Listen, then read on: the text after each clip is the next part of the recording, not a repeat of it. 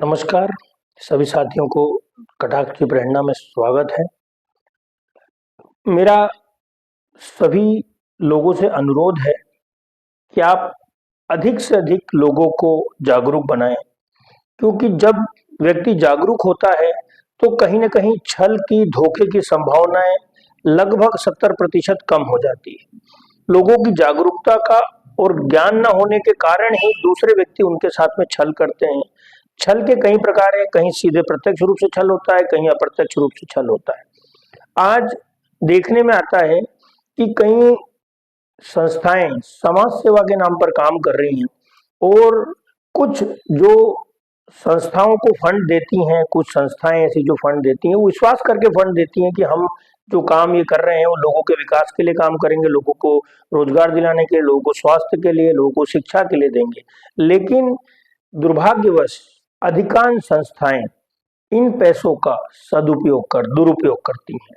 दुरुपयोग ऐसे करती हैं कि वो उन सारे कामों को झूठी झूठी रिपोर्ट बना के झूठे दूसरे तीसरे फोटो दिखा के दिखाती हैं। किसी ने व्यक्ति को 1000 लोगों पर काम करने को दिया और वो 5 लोगों के फोटो दिखा देते हैं और वो संस्था इतनी ईमानदार होती है जो इनको पैसा देती है, वो देखने तक नहीं आती है कि इन्होंने क्या काम किया, क्या नहीं किया। इनके उस फोटो पर विश्वास करके वो संस्थाएं पैसा देती हैं। मैं आपको बता रहा हूं, कई संस्थाएं इस विश्वास को कागजों पर ही बना के रखी हुई हैं। धरातल पर स्थिति शून्य है, धरातल पर कोई भी ऐसी गतिविधि नहीं हो रही है।